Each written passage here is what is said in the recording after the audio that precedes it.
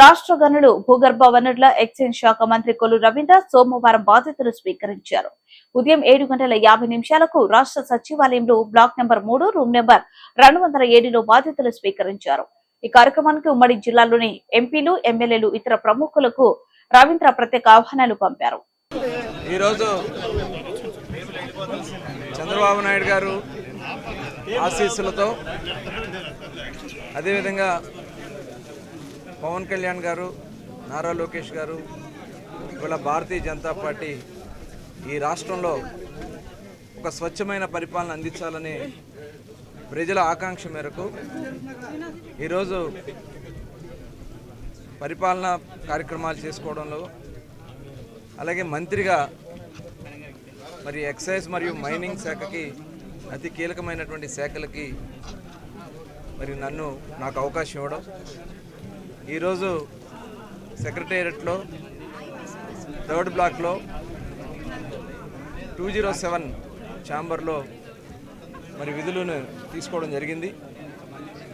ఇది చాలా బాధ్యతగా మేము భావిస్తూ ఉన్నాం. ఈ రాష్ట్రంలో గత 5 సంవత్సరాలు ముఖ్యంగా అక్రమ మద్యం ద్వారా కానీ ఎక్సైజ్ డిపార్ట్మెంట్ మొత్తాన్ని కూడా భ్రష్టు పట్టించారు.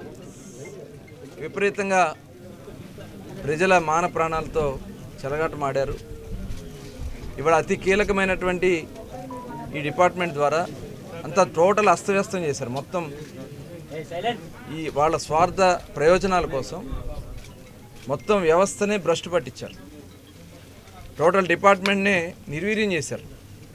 ఇవాళ తిరిగి మళ్ళీ జవసత్యాలు ఈ డిపార్ట్మెంట్కి ఇచ్చి ప్రజల మాన ప్రాణాలు కాపాడాలా, ఏదైతే జరుగుతున్నటువంటి అక్రమాలని, గతంలో జరిగినటువంటి అక్రమాలు కూడా ఖచ్చితంగా బయటికి తీయాల్సిన అవసరం ఉంది. దాంట్లో బాధ్యులైనటువంటి వ్యక్తుల మీద కూడా మరి ఖచ్చితంగా చట్టపరంగా చర్యలు తీసుకోవాల్సినటువంటి పరిస్థితి ఉంటుంది.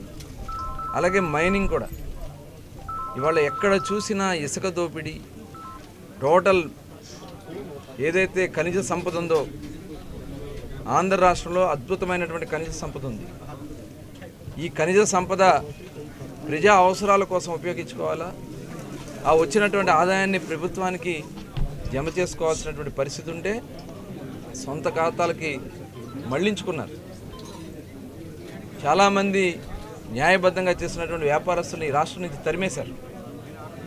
తప్పకుండా ఈ ఇసుక వల్ల ఎంతమంది కార్మికులు రోడ్డున పడ్డారో, ఎంతమంది ప్రాణాలు పోగొట్టుకున్నారో మనం చూసాం. ఖచ్చితంగా మైనింగ్ను కూడా ప్రక్షాళన చేయాల్సినటువంటి అవసరం ఉంది.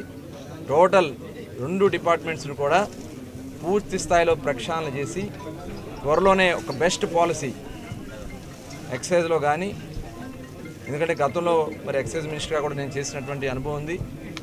ఆ రోజున ఎక్కడా కూడా అవినీతికి తావు లేకుండా ఆ రోజున మేము కార్యక్రమాలు